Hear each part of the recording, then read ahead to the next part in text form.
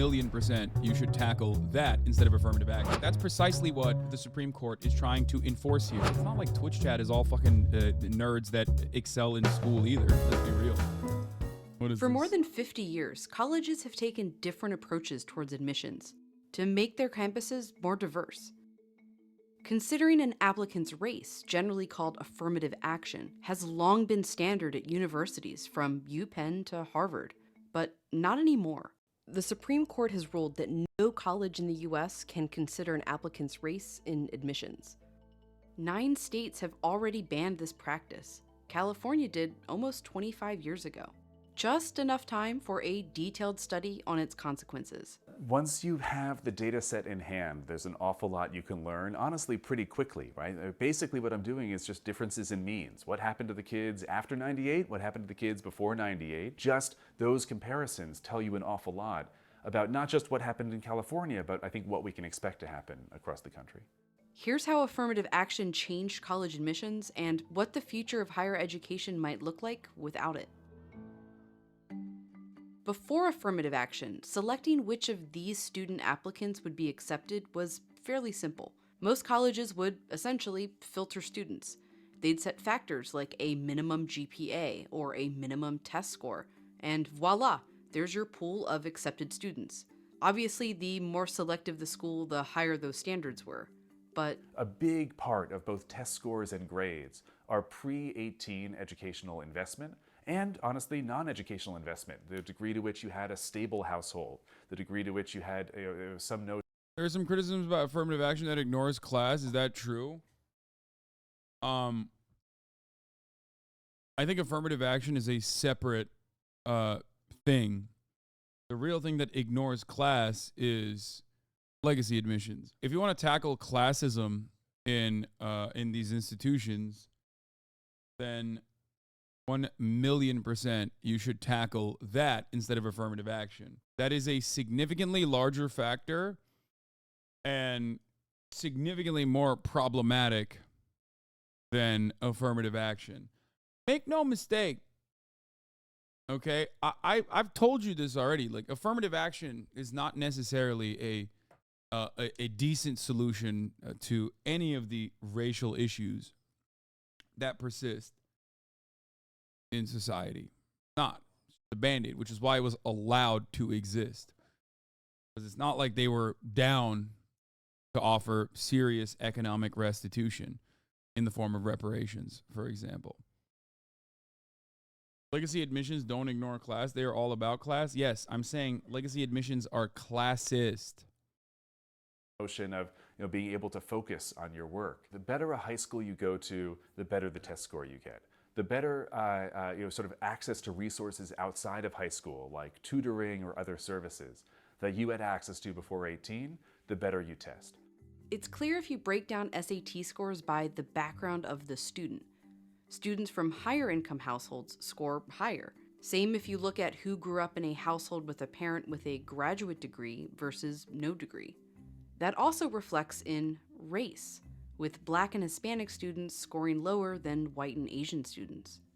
So in the 1970s, when UC Berkeley's admissions really just looked at GPA and test scores, the student population was less than 5% Black and Hispanic. Students who might have been really high ability just weren't able to get the kind of education that would lead them to the kind of high standardized tests that would get them into a school like Berkeley. These schools recognized that they needed some way of admitting those students, and so they started affirmative action policies to try to bring in students from sort of every part of, in this case, the state of California. So in the 80s, they began considering race in their admissions decisions. It worked. By the 90s, they would chart students on a social diversity index. If you were low income and a minority and had moderate grades and test scores, you were in. If you were high income and white, you needed higher scores to get in.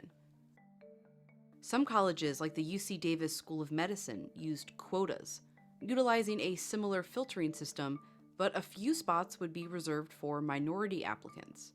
In the late 70s, a white student named Backey fell here. Not good enough to get in among other white applicants, but with higher test scores and GPA than the minority students who got in. He sued, claiming discrimination. It made it to the Supreme Court, he won, and was admitted. The court ruled that while the goal of achieving a diverse student body is sufficiently compelling to justify consideration of race in admissions decisions, specific quotas went too far.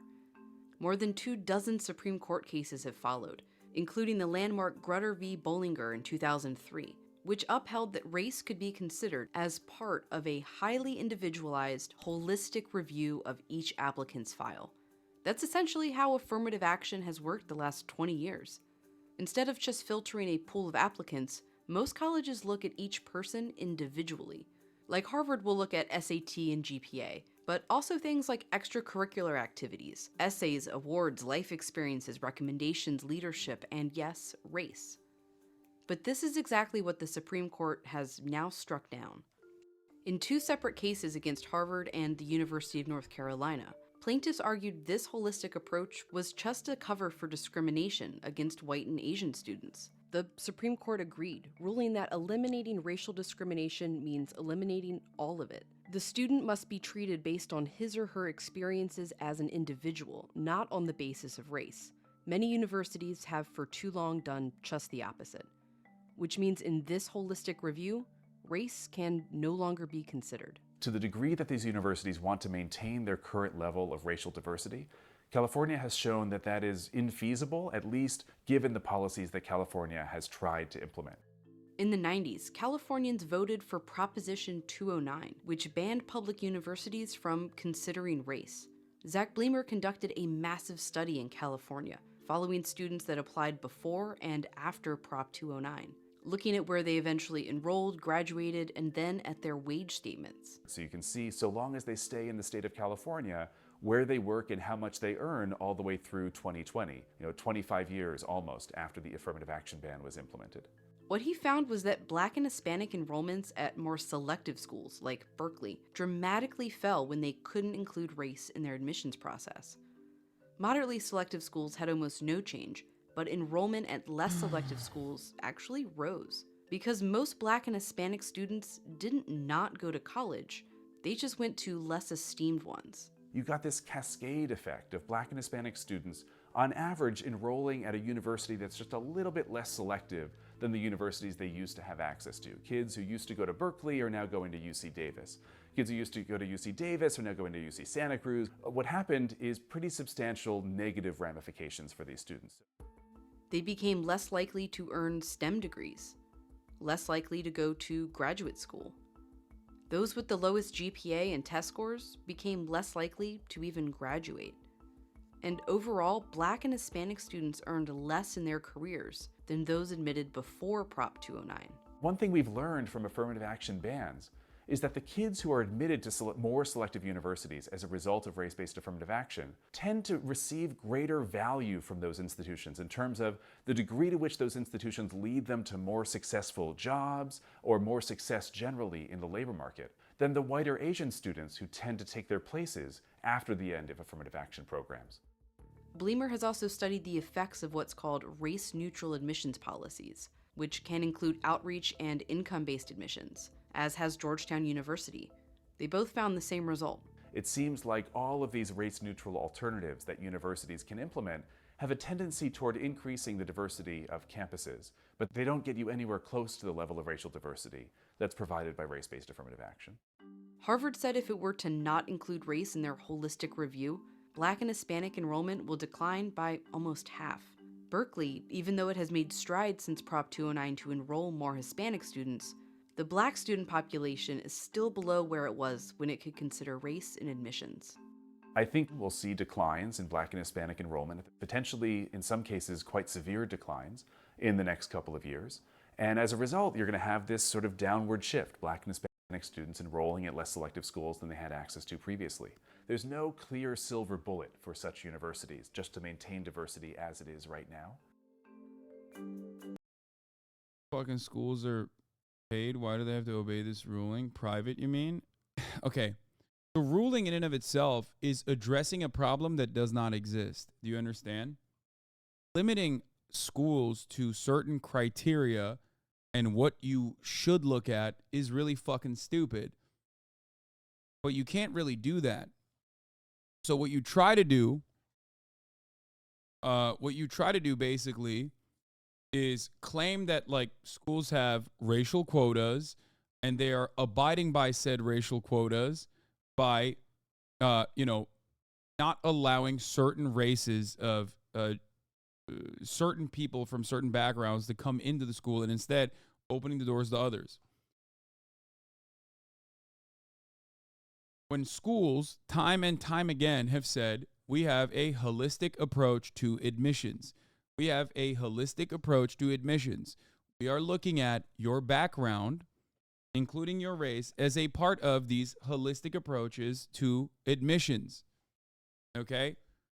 Because in the United States of America, your class position, especially your class position built on top of race, plays a role in your development. Okay? It's ridiculous. We already know what color blindness means in a society where systemic racism and systemic discrimination still certainly exists. When people say, oh, I see no color or I'm colorblind, they're just saying, I don't see the injustices that certain races face or certain people face due to their race. That's it. So that's precisely what the Supreme Court is trying to enforce here. It's not like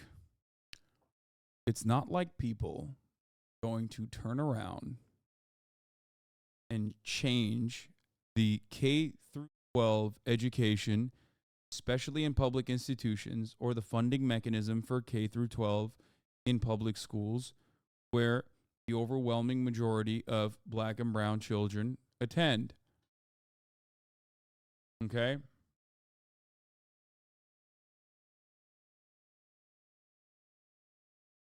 That's how it works. Schools actually have quotas? Maybe. Ultimately, I'm pretty sure quotas were banned. But regardless, ultimately, the reason why there is a certain racial makeup in schools is because it reflects the racial makeup of modern American society. Okay? Which universities certainly recognize as the best approach to creating a modern environment. College is supposed to make you a smarter person. College is supposed to get you ready for civilized society. Doesn't matter if you're from some bumfuck town. Doesn't matter if you're from a segregated, gated white community. No matter what, you're supposed to go to college in a diverse environment and learn to behave. That is the real world. That is the purpose of college. Purpose of college education. That is the point of why some college campuses want to have a specific racial makeup that is more balanced, similar to the racial makeup of the United States of America. Okay? So on that front, hitting a real visible quota versus maintaining a level of diversity in your college campuses is just two different ways of, slicing the apple in a similar fashion. Okay? America loves diversity. Well, it doesn't matter if America loves diversity or not. America is diverse. More diverse than a lot of other countries, as a matter of fact. I work in pharma, don't hate me chat, and clinical trial diversity is a huge topic and policy push, but they do it exactly as half-assed as the way they do affirmative action. If you do either one without actually correcting for why you ignore certain people in the first place, you'll never reap the benefits, nor will anyone else. America claims to love diversity. It doesn't matter what America claims. We're talking about what America is.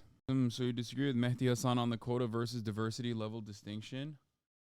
A quota has to be rigorously enforced. That's the main distinction, no? I mean, I don't know what Mehdi Hasan's take is on it.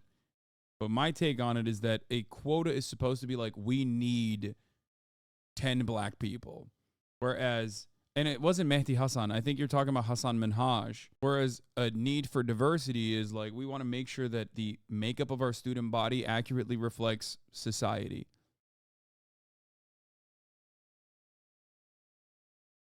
Whole point of conservatives framing quota is that less qualified applicants are displacing more qualified whites. I mean, that's how they're framing it, and that's what they're claiming, but the qualification is not stuck on the metric that they claim it's supposed to be on. That's the point. If the qualification of a student enrolling in college exclusively revolved around your GPA, then that's one thing. But that's not what college campuses want. They don't want the fucking biggest nerds, okay? Do you get it? Do you understand? It's not just about whoever looks the best on paper. Qualification for colleges do not exclusively revolve around whatever the fuck these dumbasses claim it revolves around. Oftentimes they claim it revolves around what your grades are, what your SAT scores are, and maybe a couple extracurriculars that you put on your resume. That evaluation is not the case. I don't even think it ever was the case, but it certainly isn't now. That's why you write an essay. There wouldn't be a need to write an essay to share your perspective, to share your experiences in a better way if it was just about how you look on paper, what your resume looks like, how many extracurriculars you've done. What do you mean they don't consider grades, or did I misunderstand? They look at your grades, yes, but your grades are not the final concluding factor. It's one of many factors. Your SAT test scores, your grades, these are only some parts that make you whole. Are we really trying to explain to Twitch chat how unis and jobs don't want nerds but want more well-rounded, balanced, socialized people, lol? I mean, they want nerds too, don't get me wrong, but also it's not like Twitch chat is all fucking nerds that excel in school either. Let's be real. In Finland, they literally only look at grades. Great. That's how they do it in Finland. Finland and Norway, which is another place that you were talking about with respect to grades, also have a significantly more balanced education system leading up to university. And I don't even believe that they only look at fucking grades in Finland. I'm just taking you at face value here, but I don't even believe that that's the case. Doesn't Finland have like incredible fucking new age modern educational principles that they abide by, which is like very different, and Americans would scoff at it actually. UCs only care about ECs, awards, and essays. Got rejected by UCLA and UCB with perfect SAT and grades. Wait, really? I thought UCs only cared about SAT and grades. I thought that was the argument. Upper middle class black children are not failing standardized tests. Yes, they're doing because just as they're well as other rich. middle class kids. So yeah, then there there you is go. not a race problem. There's a class There's a issue. poverty problem that has been exacerbated by first slavery, then segregation, then Yes. Jim Crow, Yes. then bias. Yes. But what are the answers to help to help ameliorate all of these problems? Let's say it at the And same that's- time. Ready? 1, 2, 3. Reparations. No? Reparations in the form of making school teachers work 240 days a year instead of 180. You Make want them to work work more? 8 hours a day. Make school go from 8:30 in the morning to Oh fuck! I mean, she was right to say that. That counter is wild. 5:30 in the evening. What?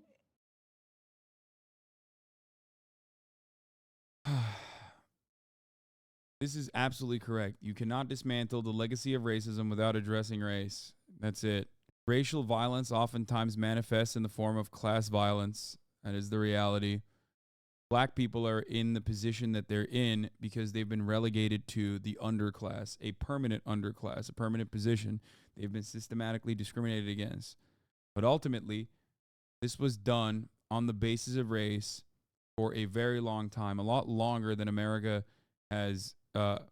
In the United States of America, that racial disparity existed for a lot longer than it did not. And some would even say correctly that it still exists to this day. Okay? Don't know why we can't have a normal conversation about this without everybody just taking it to like a million different directions. What's your stance on Asians being screwed over for overachieving? Bro, this is so loaded that it's like, I don't know how to loaded more than a powder keg, brother. What a question. A lot of Asian students load up on sports, music, and other extracurriculars on top of maintaining top GPAs and still get rejected. What's your stance on Asians being screwed over for overachieving? First of all, which Asians? Like, what are we talking about here? Like, you're just looping up, like, you know, hundreds of thousands of students into one neat little overgeneralization. To all of these Asian students who feel fucked over by affirmative action, I ask you, the percentage of the student body that is the percentage of the student bodies is black is marginal. It's tiny. Okay. The black population in America in general is, 13%. The percentage of black students in these colleges are tiny. The percentage of legacy admissions almost always is significantly larger than the percentage of black students on college campus. Okay? So even from that perspective, it's silly. It's stupid. If you think that there is an unjustifiable quota system or an unjustifiable leg up that people are getting, and you want to eliminate the problem, why the fuck are you trying to tackle a much smaller issue rather than the much larger one that absolutely plays a role in destroying this meritocracy argument that you think exists?